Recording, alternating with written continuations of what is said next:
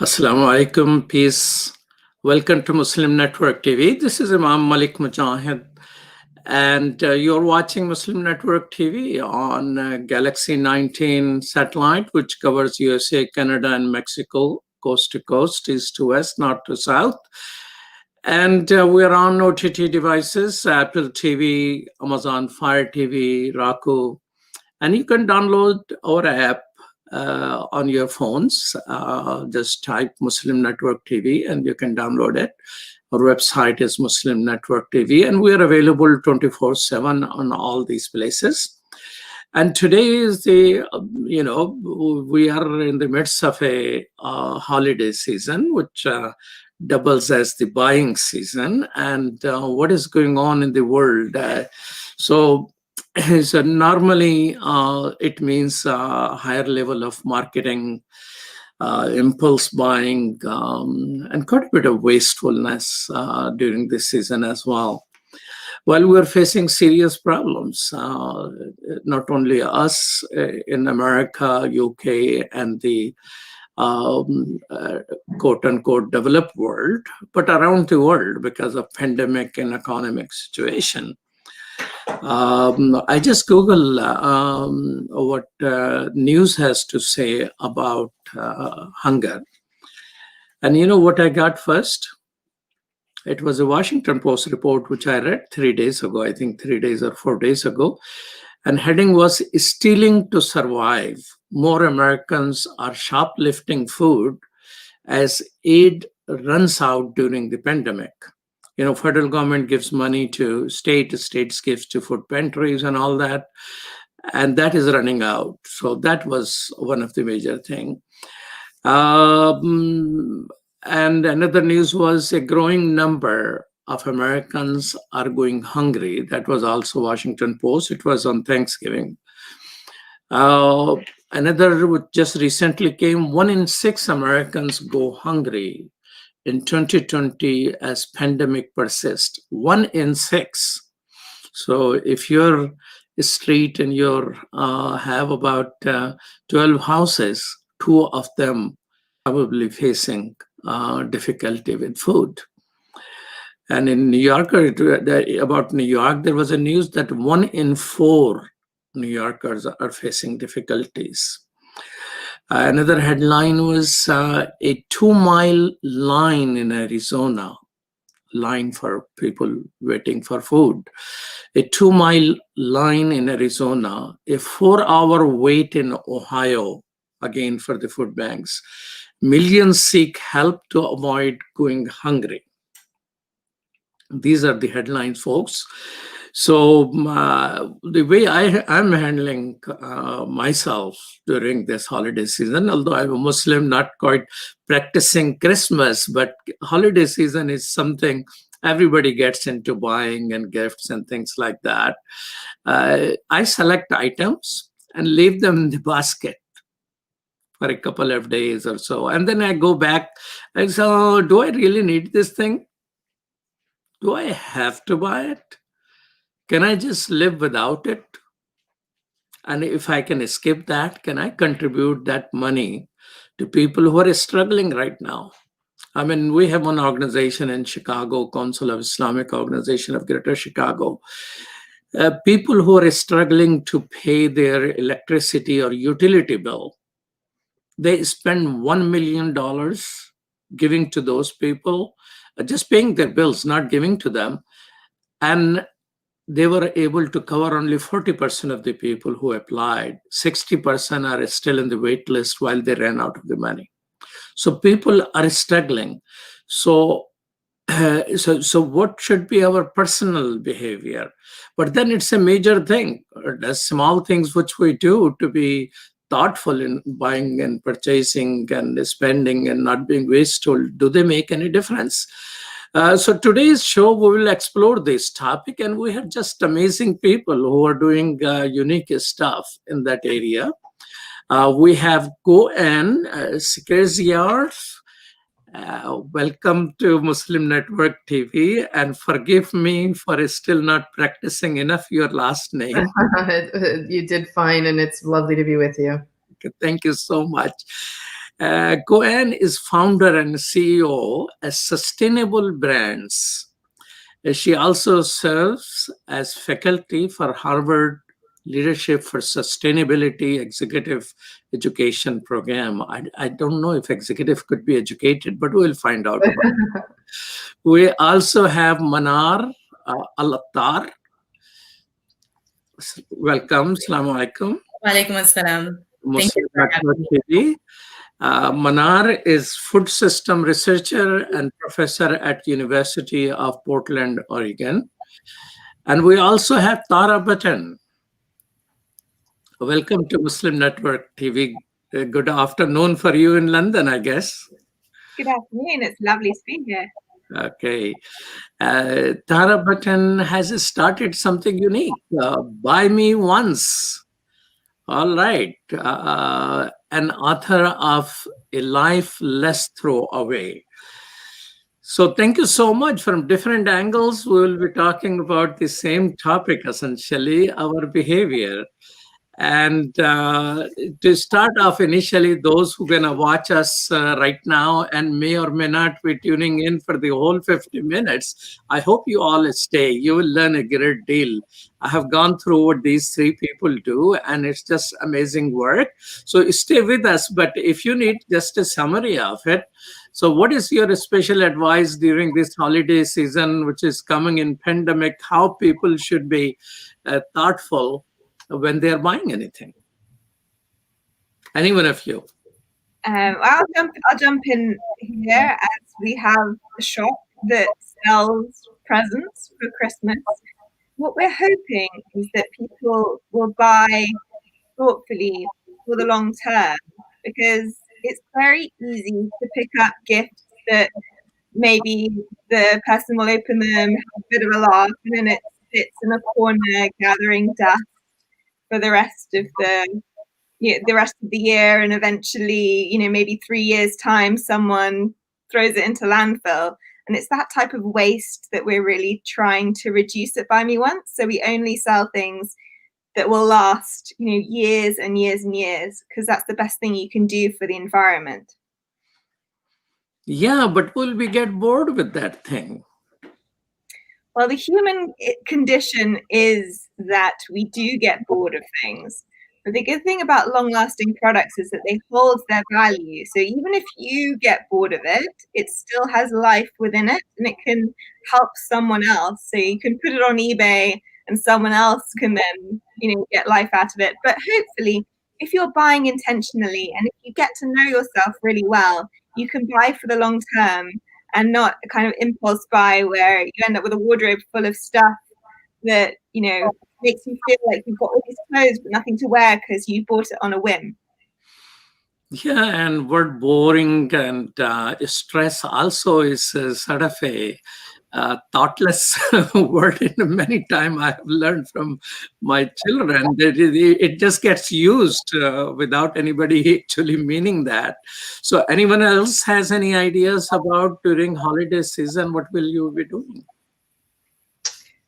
Well, we have a whole range of recommendations. This is a field that we've been working in for almost 20 years, and certainly going durable or buying products that hold their value is one really smart strategy, and happily is also on trend from what we see.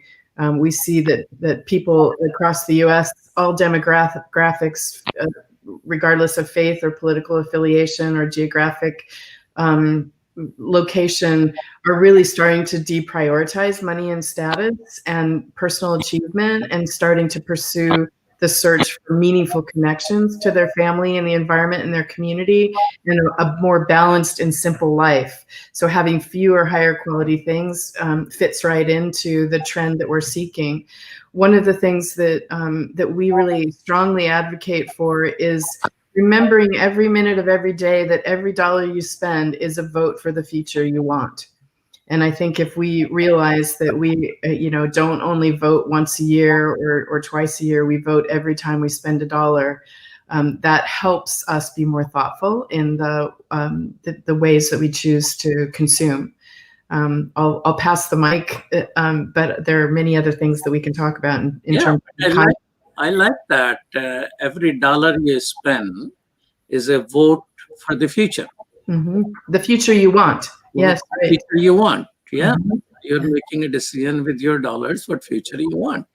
I like that. Have you trademarked that already? No. so many things to try and communicate. Okay. And speaking of the votes that we make, right? We eat many times a day. Yes. So one of the votes that we put in, not just once a month or once every holiday season, but every single time that we eat, is really, thinking about that food, but as not just an item, right? And I think that's what I'm going to encourage people to do, not just for the holiday seasons, but anytime throughout the year. Food is not only a biophysical need, but it's also a way that we connect with our family. It's a way that we connect with other folks, and it's a way that we vote with our dollar, with our bodies, right? Many, many times a day, right? And so what I encourage my students to do, and I encourage folks to do, is think of food not as an item, right? An apple is not an apple. It's a process, right? It's soil, it's a seed, it's a farmer, it's farmhands, it's a whole processing from, plant to plant, going in, being packaged, being processed, right? Then going to the grocery store if it makes it that far, right? And then maybe being selected, maybe being thrown out, right? And then if that food item, that apple, is selected by us, we can call ourselves consumers when we talk about food, or we can just call ourselves eaters, right? Because all of us eat every day. And so as the eater, then what happens to that apple, right? Is it valued? Is it valued for the systems that came together in that apple? Is it valued for the people that were brought together through that apple or not, right? And so especially at times when we're coming together to eat together, maybe a little bit less so during these virtual holidays, but generally speaking still, when we're coming together to eat together, really thinking about the life of those foods, thinking about choosing them carefully, planning out your meal, portioning correctly, feeding yourself quality food that came maybe from local sources, that came from people that you know, that have a lesser impact on the environment, and then saving, reusing, reportioning those foods for later as well, sharing with neighbors, so on and so forth, so that they're not wasted. And all of those things that have been put into those items are not wasted as well. KoAnn, you mentioned that trends are in the right directions. Could you do a little more on that? Because, in my street, for example, we're just two people, me and my neighbor, who, Monday morning is when they collect recyclable items once a week. And the whole street of, I think, 12 homes, these are the only two, and they have been two for a long period of time. But you probably are studying these things. I'd like to know, what are the trends, in thoughtfulness among the consumers? Well, I think to speak to that, one of the corollary realities that we recognize is that consumers, there's a significant gap between what consumers today are intending and what they actually do.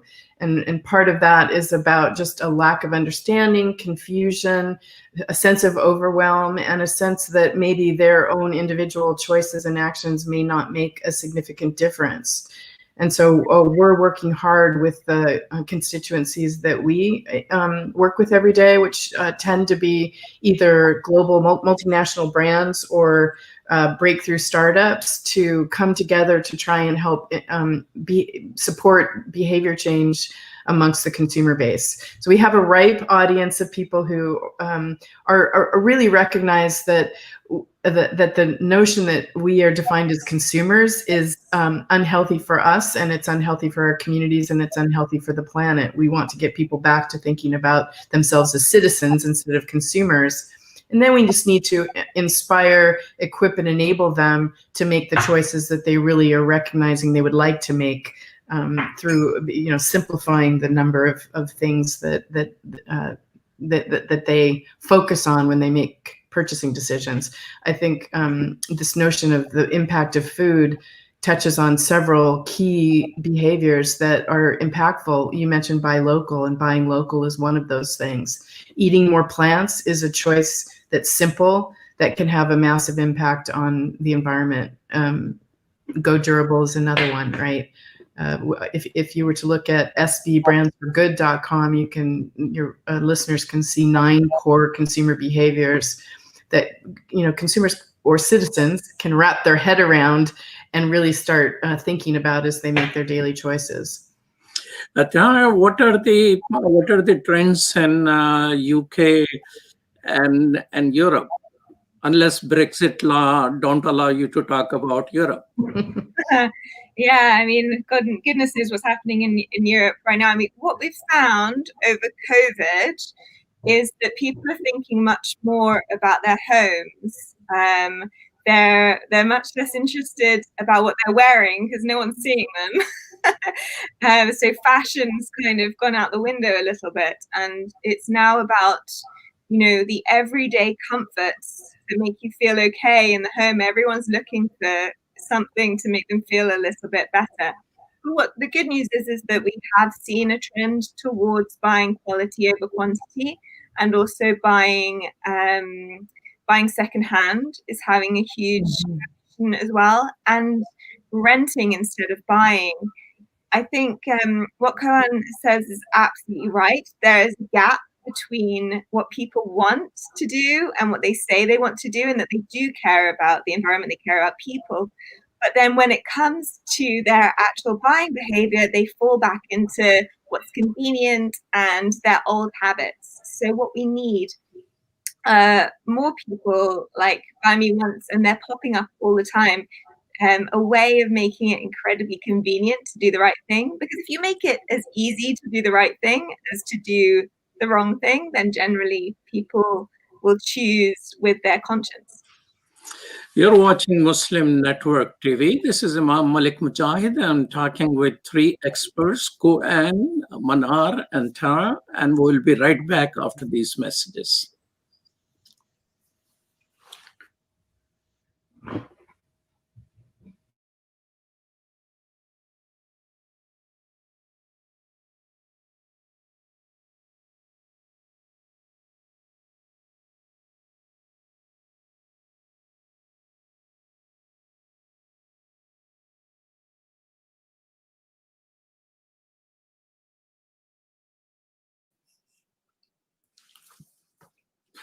Welcome back to Muslim Network TV. This is Imam Malik Mujahid, and with me are 3 experts about thoughtful consumptions. And welcome back to Muslim Network TV. This is Imam Malik Mujahid, and with me are 3 experts about thoughtful consumption. Okay, sorry about that little glitch. It has never happened in six months we are doing our show, but we will have to, I guess, edit this show for post. It's strange. So one of the questions I have for all of you is that, what questions people should ask before they buy anything. I mean, you have been dwelling a little bit on it. Can we do in little more detail? Anyone of you can start. Oh, well, what I say people should do before they do anything is write a list of things that you don't need. We're very used to writing lists of things that we want and things that we think that we need. But actually, when you write a list of things that you don't need, you really come to appreciate all the things that you have. And it also stops you from falling into bad habits. So, for example, I am addicted to buying notebooks. So when I put I do not need any more notebooks onto my list of things that I don't need, I've kind of made a contract with myself not to overbuy. And I think when it comes to deciding whether you want to spend money on things, I think always look to think about what else you could spend that money on to bring you overall joy and happiness. Because generally, if you write down the 10 most expensive things in your life, they're probably not the things that bring you the most happiness.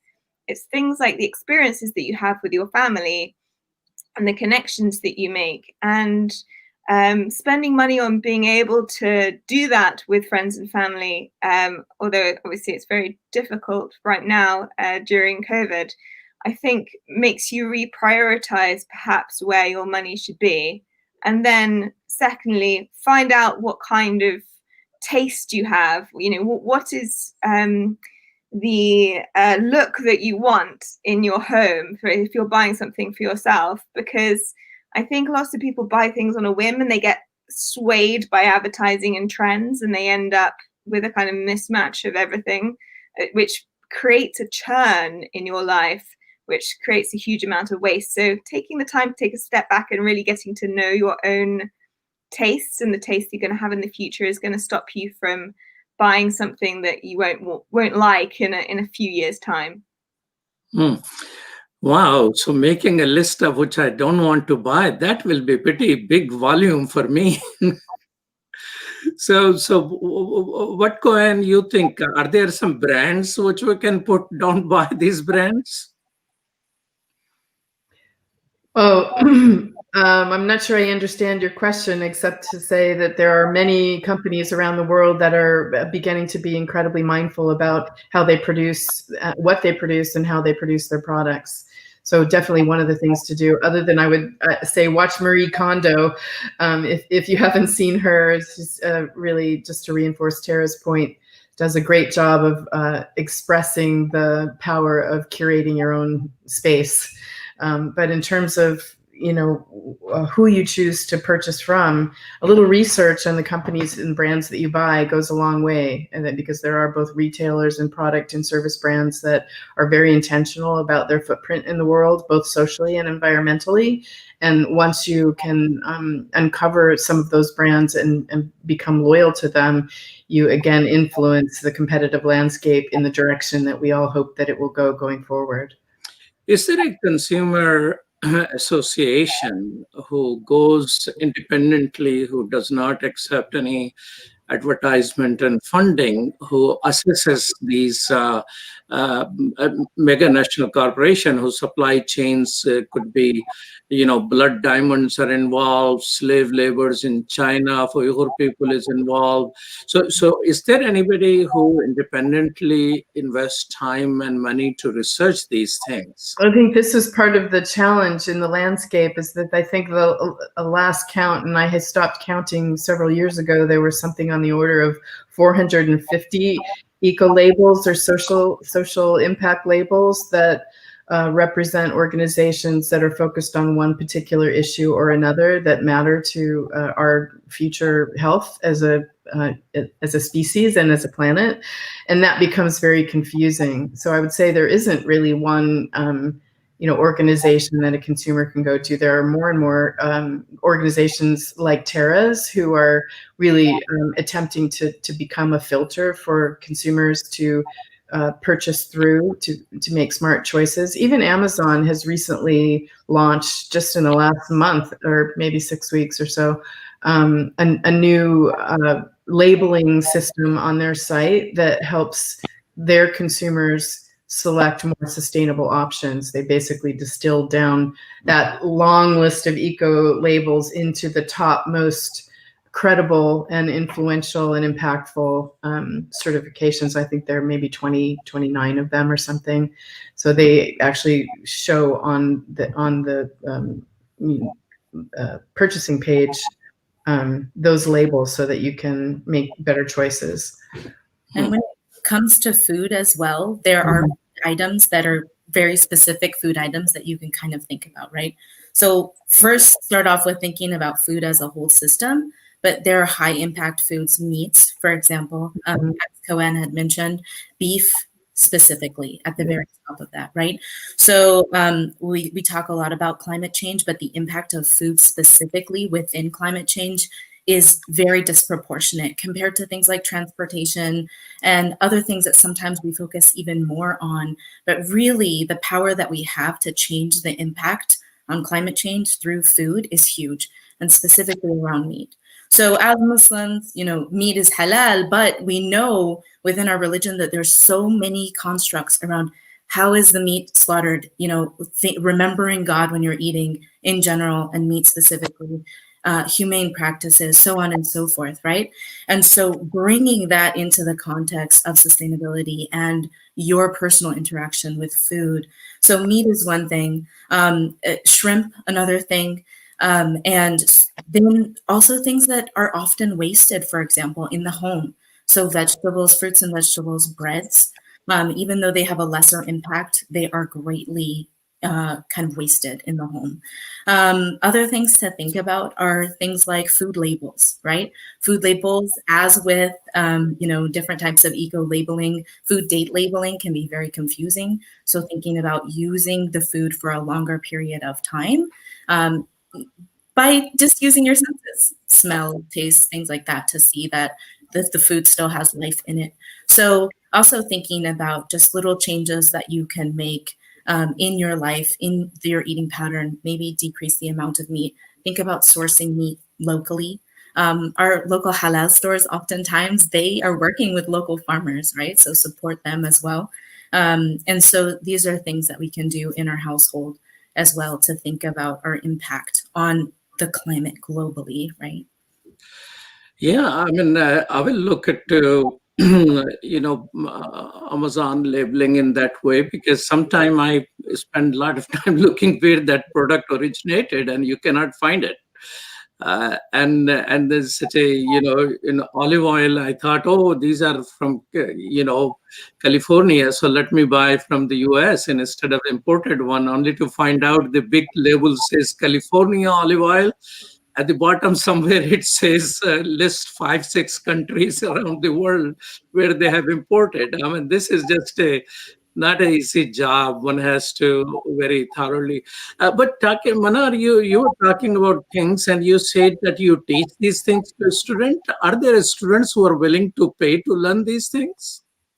Well, if just in general, right? If we're talking about impacts on social systems, political systems, environmental systems, anyone who has interest in their impact on the world needs to know about food, right? And so when you have students that are starting to learn about the impact that they're having, you will continuously have those students butting up against food, food, food. I need to know about my food. I need to know, as you just mentioned, like food can say that it's produced locally in the US. Oftentimes that's packaged. Much of our meat, almost all of our seafood, right? And many of our fruits and vegetables come from overseas. And a lot of those systems that bring us our food are inefficient and they're socially unjust. There's so many issues around our food, right? And we're literally eating people's blood, sweat, and tears through the food that we have. Just looking at farmers in the United States, they have some of the highest suicide rates across any occupation. Also globally, farmers are in stress and in distress, right? And that is very much out of sight, out of mind, right? To the point where some of us have never even planted a seed. We don't know that a patty in a hamburger is actually hundreds of cattle from all over the world mixed together. We don't know these things. We don't have these perceptions. And so you'd be surprised as students take their journey through, their careers and they start to learn about their impact, they're continuously being reminded that food is the place. Food is really the place to be when it comes to climate change, when it comes to social impacts, when it comes to political impacts. And so the journey that students have. And so one of the projects that I have them do is just plant a seed. And then either from that seed item or from a similar item from the store, make a meal, record that meal in a video recipe and share it with someone, right? And you'd be amazed at the response that I get from students. I've never planted food before. I didn't realize how much goes into it. Didn't realize how important it is to make a meal, to share a meal, during COVID, to produce a video to help other people learn how to make a meal, right? So food is very interconnected, and that makes it complex, but it also makes it very intimate. And it makes it where each one of us can really tap into global system in our everyday, just, in the cup of water that I'm drinking or the sandwich that I have for lunch, right? So. Thank you, Manar. But KoAnn, Manar brought conversation about, the food and the farming and the, high suicide rate among the farmers in the US. And right now, all the Indian farmers, 50% of their economy, workers are farmers. They're on a strike and for several weeks now protesting for their rights. So farmers' voice is hardly heard anywhere, it seems. Do you have any thought about who are the people who are very thoughtfully dealing with the issues farmer face, who nobody knows what contribution they have to the world?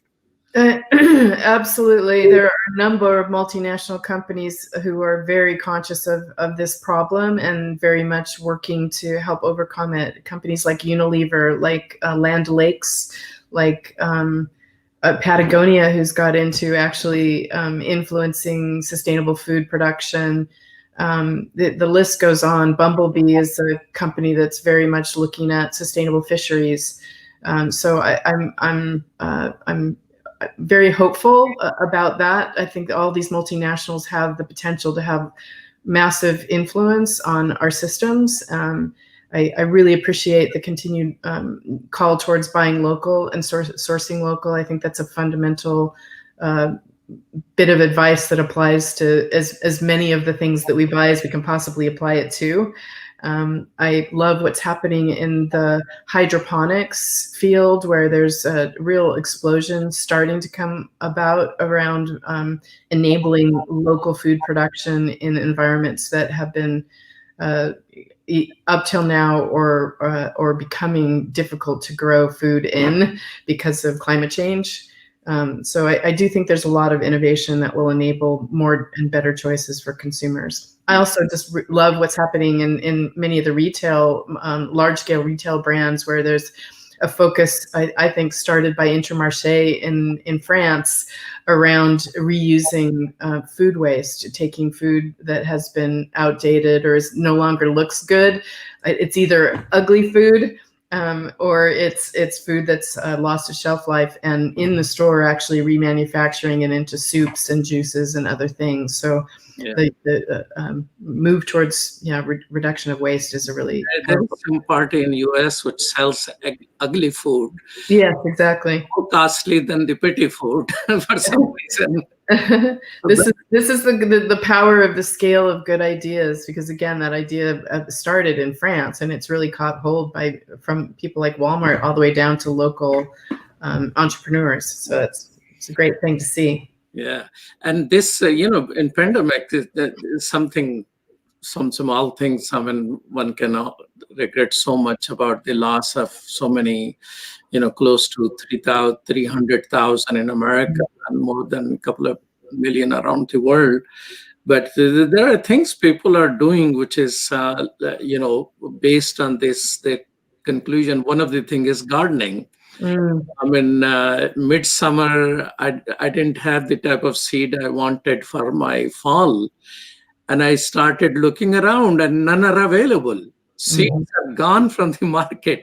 Now I'm almost every week, I have put it on my calendar, going to certain website and checking if seeds are available. They're still not available for the spring season. So so people are getting into some of the basic, which people have forgotten about it. You're watching Muslim Network TV, and I have three amazing guests, KoAnn, Manar, and Tara, and we'll be right back after these messages.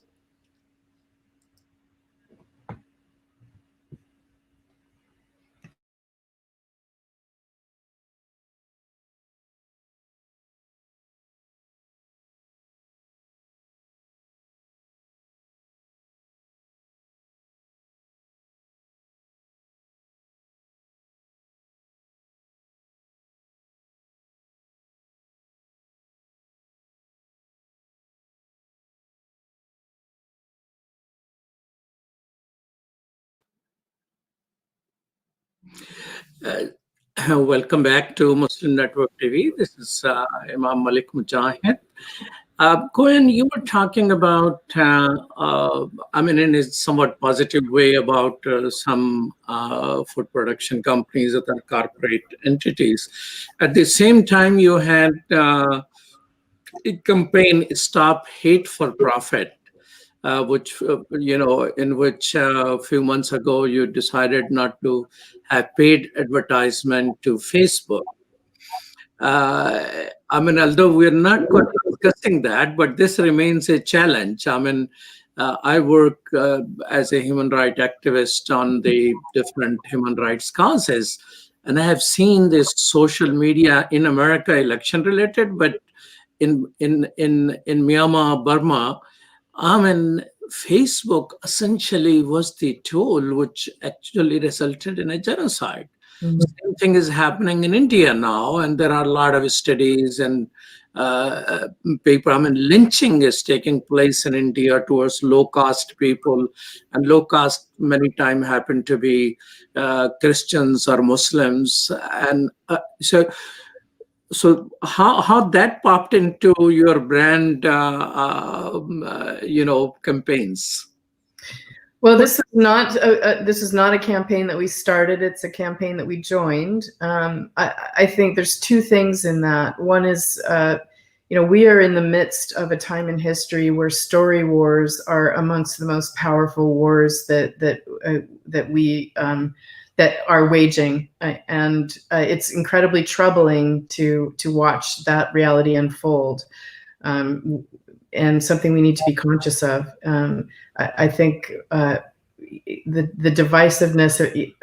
I can't speak, and I'm not sure that I could speak to the specific, but I advise one of the largest multinational brands in the world, and when I was speaking to their CFO recently, I asked him what kept him up at night, and he said nationalism. And I think we're all really concerned about, the recent focus on polarization and trying to polarize all of us. That's happening internationally, and it's troubling. It's the trying to discern how to walk the line between enabling free and open speech and disabling untruth is something that we're all going to have to continue to figure out how to wrestle with.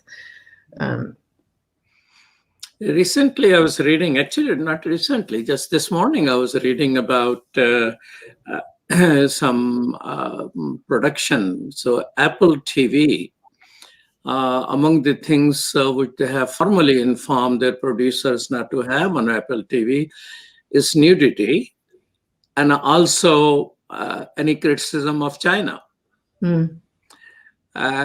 While corporate world is worried about nationalism, because nationalism sometimes can get into economic nationalism as well, and so it goes against the purpose of free trade and all that. But at the same time, it could be an instrument towards the corporate responsibility. If Apple has a market in China and now they don't want any product. And the same thing happened to me when I visited Hollywood. I was looking for a PR firm to speak up on human rights causes, and people, I work on Uyghur cause, which is people who are in concentration camps. Largest concentration camps is the Nazis in China, and people after agency will give me cold shoulders. And one was a little blunt and frank, and she told me, you're out of your mind. Nobody will kill themselves, their career, by speaking a word against China. I said, what do you mean? He said, well, because most of the industry, most of the films are one way, indirectly are funded by China, but also it's a huge market. So any actor or a director who's going to help you essentially will have to think about their future. I mentioned Richard Gere, so she told me, tell me how many films he has recently worked on. Because he's, a pro Dalai Lama and Tibetan cause. So in this way, responsibility of organizations which are independent of these concern to be able to influence and communicate with. I have a meeting scheduled to talk to Apple. At least they were willing to talk. But Google does not even want to talk. Apple tells you what are their sources of their products. I mean, who is in the chain. Google doesn't give out what is their list of chains, for example, and doesn't want to have communication. So that brings me to a bigger thing, which somebody mentioned, and I will read that statement for you. Conscious consumerism is a lie. That was the subject heading of that article. And as she goes on, small steps taken by thoughtful consumers to recycle, to eat locally, to buy a blouse made of organic cotton instead of polyester will not change the world. How do you react to that? Well, I vehemently disagree, and I think that's very disempowering. I will say though that what we are about, meaning what we need to be doing today, in as we go into 2021, is shifting the entire economic system. Because and what's been at the root of our ambition at Sustainable Brands is to change the narrative two ways that was predominant when we got started. One is this notion that business is the enemy of our future, and the other is that that the focus of corporate good behavior should be about responsibility. It's not. It is about responsibility, but until we start reframing our work and our conversation around opportunity, we're going to lose the kind of momentum that is possible if we start to think about shifting the world to benefit environmental and social or future to be about a business opportunity, and that requires that the whole system, work together around that. So if consumers start making choices to purchase from companies that are doing the right thing, that will enable more and more right behavior from companies. If companies take action like that, the number of companies, I don't remember what the total number of companies that signed up to that Facebook initiative were, but it was over 200, 250 something, maybe more than that. Those companies were voting for the future that they want. And it's one of the reasons we chose to work with branded companies, is because brands sit at the center of the economic ecosystem and have the power to help influence consumers to understand what right choice looks like. And then when they can get the consumers to make right choices, the brands then have the power to go change supply chain, behaviors and norms and material use and all kinds of other aspects of the economic system. So that's starting to happen, and I feel very encouraged as a result of that. How do you communicate with these multinational and brands? How do we communicate with them? Yeah. Well, we have a digital publishing platform that is global. We produce conferences around the world. We have a corporate member network where a lot of these major companies come together to talk about these issues and problems. We've created an organizational transformation framework that defines what a sustainable brand of the future is and all the stages of maturity that are required for companies to take steps to get there. So in many ways, face-to-face, again, I'm personally advising one of the U.S. major retailers and one of the largest multinationals in the world. So multiple levels of communication. Okay, Darren, when you select a brand, I mean, this is a big commitment. You're saying buy something which lasts, and you're selling that. Are you able to communicate with the suppliers in a way that it influences their behavior for the long term? We definitely have done in the past, because we get all of our products in to have a look at them. There was one of our suppliers, for example, that changed their factory, and when the new products were sent to us, we weren't happy with the quality of the item, and we said, we're really sorry, we're going to have to take this item off the site because we just don't feel that it has the same quality as it had before. and that actually got the brand to change the factory back to the original one.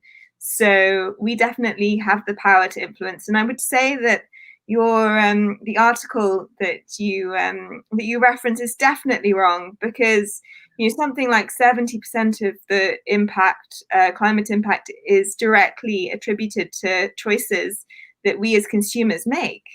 And we know that those choices are changing. Amazon would not be launching a big eco drive with eco labeling on all of their products if it wasn't for smaller companies like myself, who have eaten into the share of what people are buying. There are all these eco companies popping up, and Amazon have been losing some of their sales, and they've realized that consumers want eco products, and therefore they're launching their own range, and so the shift is happening. So yeah, sorry to the person that wrote the article, but yeah, consumerism, conscious consumerism is a lie. What do you say, Manar? 2 votes are gone against that. Well, I'm going to say that there's truth in the idea, but we have the power to change that truth, right? Because there's truth in the fact that we are constantly being influenced by so many different messages around us. Some of those are direct conscious messages. Some of those are subconscious messages. So for example, when we go to the grocery store, I mean, if you just look at the layout of the grocery store, where products are placed in the grocery store, aisles ends, where the soda is, for example, where, as you're checking out, all the things that are in the checkout aisle, the grocery store is a great case study of the way in which our decisions are controlled, right? And the way in which companies have put decades and decades of research into getting us to make subconscious and unconscious choices that promote wealth over health. I mean, maybe health, it could be important if it would correlate with wealth, but really the top kind of concern is these big companies and so on and so forth. But if we can understand those things, if we can understand the messaging that we're getting through marketing, if we can understand the messaging that we're getting through product placement, I mean, just think of this for a second. You walk the store as an adult is very, very different than you walking the store as a child. I mean, if you wanted to be really awkward and do a squat and walk the store as a child, you would see different products at the lower eye level of a child, right? You would see the more sugary cartoon images, more colorful packaging, so on and so forth at the child's eye level than at the adult's eye level, right? You'll see name brands at the adult eye level, and you'll see non-name brand just above and just below, right? What you see on the ends of the aisles. So this is an example of the engineering, the architecture, even the smells that you're smelling in the grocery store, right? The sampling stations, they're architectured in a way to change your behavior. But if you understand those messages, if you understand that marketing, if you understand the forces that are working towards changing your behavior, and then you can work against them. So it's all about really educating the consumer, the eater, but not just educating them, because just because we know doesn't mean we do. Right? Also changing the structures, the economic, social, business structures in which we exist, so that as the consumer becomes more educated, those systems become more sustainable, and then there's a match between what the consumer is intending to do and is motivated to do to change the world's environmental, social, political structures to the better, and what they have the capacity to do because of the systems that are available to them.